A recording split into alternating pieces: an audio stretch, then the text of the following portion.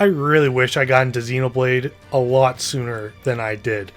Like I said before, it was kind of came at a time where I enjoyed playing video games, but I just never really got into like exploring the different forms that video games have taken all throughout these years.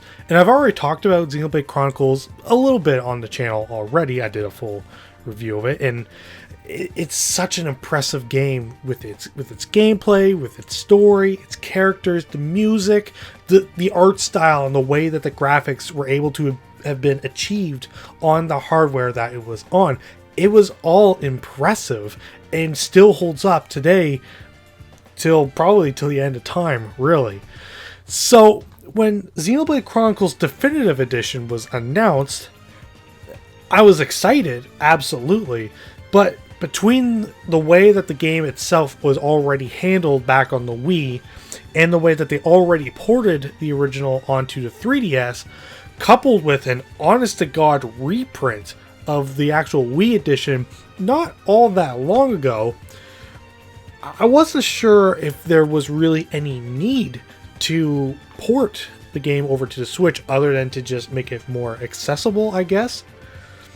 Well, that's what we're going to talk about here today. But first, let's just recap, I guess, the original game. So originally, Xenoblade Chronicles was released only in Japan back in June of 2010, and then in Europe in August of 2011. The game hadn't been confirmed for a North American release, which spurred a huge campaign to raise awareness of the game, all but factoring into its North American release of April of 2012. The game stars Shulk and company as they set out on a journey of revenge after their homes were attacked by a warring race called the Mechon. Armed with the only weapon capable to combat the Mechon, the awesome-looking Minato, and the power to see into the future, Shulk must face many trials and tribulations to change his destiny. This game has an awesome opening hook and an overall fantastic story. I think it does get slightly weaker in the later parts of the game, but it certainly doesn't really detract from it in general. The seamless transition from story to gameplay features the vision system that is great for both combat and exploration. It's such a fantastic feature and something I really wished more games did when coupling story and gameplay. The characters, both main and supporting, are wonderfully written with interesting stories to tell, even when just doing basic side quests. Some of those are even more interesting than some AAA games out there, really. The combat itself is the perfect representation of a traditional MMO game going single player, while not being wholly restricted to what's typically within them. The customization is sweet. If you can come up with a game plan, it will usually work, most of the time. The music is top-notch, whimsical, inspiring tunes for exploration, and pulse-pounding rock for combat. It's all great.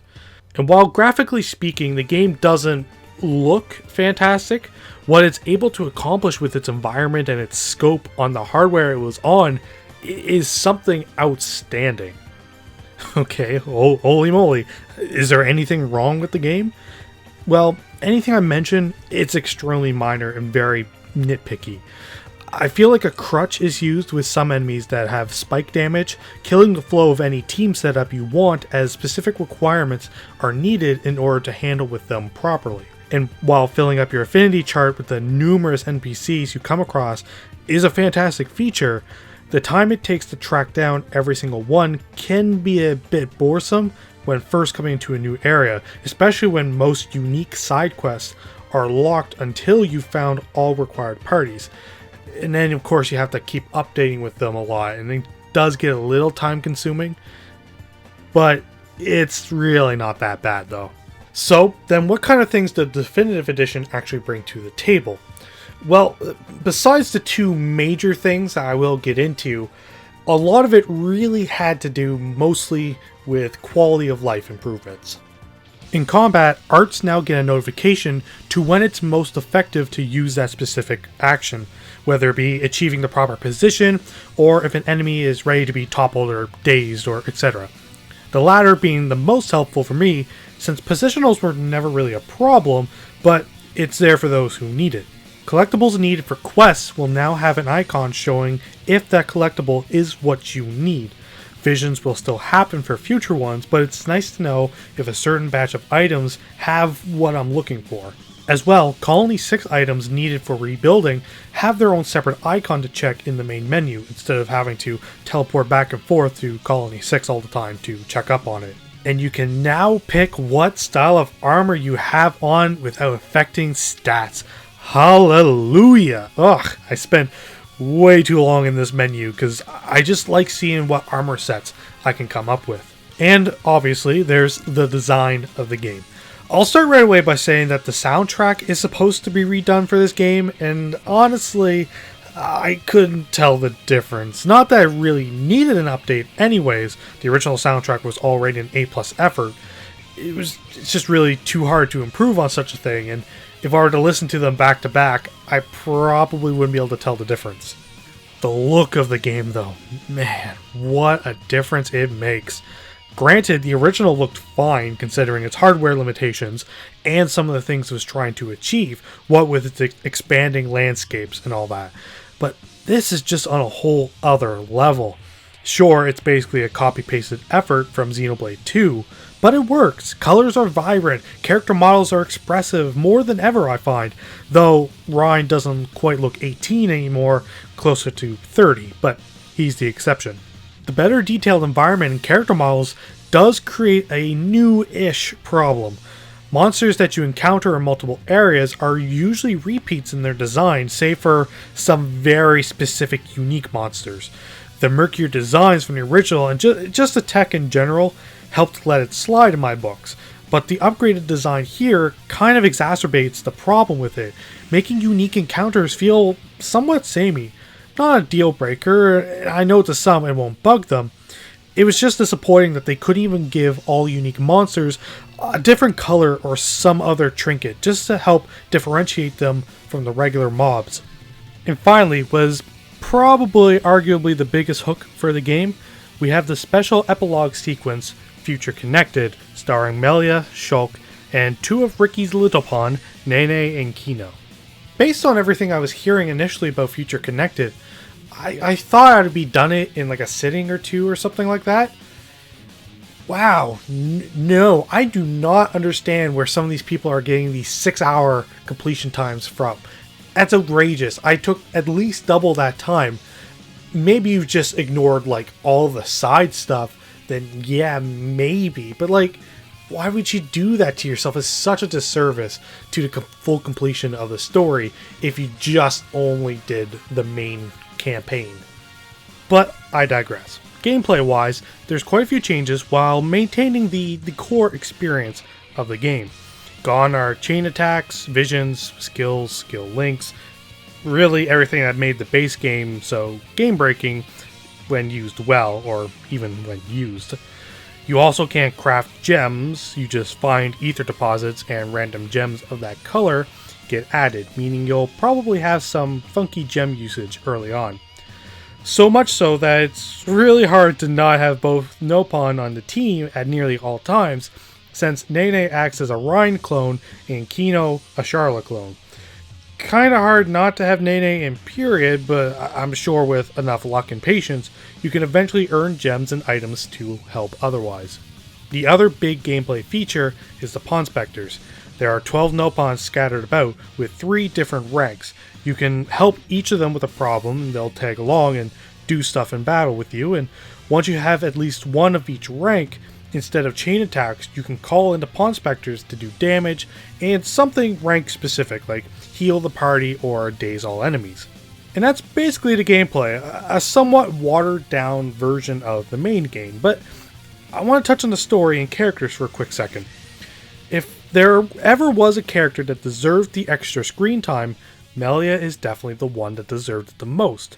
For all intents and purposes, she was the only one with a lot of uncertainty after the base game when it came to her future. So when Future Connected was announced, and it was known to be taking place on the Bionis shoulder, I think veterans of the game kinda scratched their heads a little due to the nature of the base game's conclusion. But it is a great means of setting up Melia's story and to give her a proper conclusion. That said, while Melia's story is concluded fine, I was sort of hoping that the cause for the conflict would have tied in a little bit better with Xenoblade 2, or maybe with something from the base game. I mean, you can sort of imply that it does, but nothing here is concrete and makes the big bad of Future Connected feel very undermined and sort of random. And as just a little bit of an aside, I mean, of course, this is coming from a person who's not actually a voice actor in any regard, but I mean, I feel like with Future Connected, most of the voice actors did a pretty good job, especially considering that the game is almost 8 years old, so a lot of people are coming back much more matured, much more experienced, all that stuff. Unfortunately, I felt like Melia's voice actress sounded just a little bit bored of the script. I don't like bringing this kind of stuff up, but it hurt a lot more just because Melia was one of my favorites from the original game. Then when it came to Future Connected, she didn't quite bring her A game this time around. So, I mean, I'm sorry, but it's just something I really picked up on. As for the Knoppon Companions, Nene and Kino, they're fine. I was a little worried about Kino at first, but that changed quickly into the game. Nene is basically a female Ricky, and Kino is a confident worrywart, and their chemistry with each other alongside Shulk and Melia is adorable. Cheesy sometimes, but more often than not, it's funny. And for anyone wondering, no, there's no special development with Melia and Shulk. No admittance of her feelings towards Shulk here, or anything like that. I know, she resolves her feelings in the base game, but I would have liked even just a simple interaction discussing it, coming to full terms with her feelings, but oh well. I will say though, her new design for Future Connected, just absolutely beautiful. Now, you can play Future Connected right away, right out of the box, and when completed, it allows you to buy special art books in the main game that can make your arts go to level 12 rather than just the normal 10 from the time attack place. So with that said, returning players will probably get the biggest bang for their buck by doing Future Connected first. First timers though, no, play the main game first. So yeah, this game is still incredible, with really only like the nitpickiest of nitpicks to mention about it. It is just that fantastic of a game. And man, this is just a sparkling example of what I really wish companies would do with their games when they want to bring them further ahead onto future consoles or stuff like that. Stop with all this like HD remasters or upscalings or whatever. If you're gonna remake the same game, then take the effort to remake the game. Actually put in effort on making it look good, fix little minor issues that might have happened in the older games, and bring it forward into the better hardware to make it just a fantastic achievement of gaming quality, like with the Xenoblade Chronicles Definitive Edition. It's not much more I could really say about it. If you haven't played it, go out and play it right now. Don't spoil the story for yourself. It is that good. Future Connected kind of whiffs a little bit, but I can deal with it. It's just... Now, with all that said, you know, everyone's given anyone issues if they ever bring up like the final party member for whatever reason, to be honest. The game's like 10 years old now at this point in time. Sure, it's just sort of relevant now, but you know, it's been out there for a while. And I mean, don't get me wrong, IGN definitely deserved the flack that they got for that piss poor pronunciation of all the characters in the original video. But yeah, no, I think it needs to be said. It's super important to make sure that everyone is aware of at least all the playing pieces that are in this game. So here it is for you right now. Get prepared. So the final character that you unlock in Xenoblade Chronicles is... But anywho, thank you all so much for watching. If you like what you saw, you can click right up here to check out some of my other videos that I've done.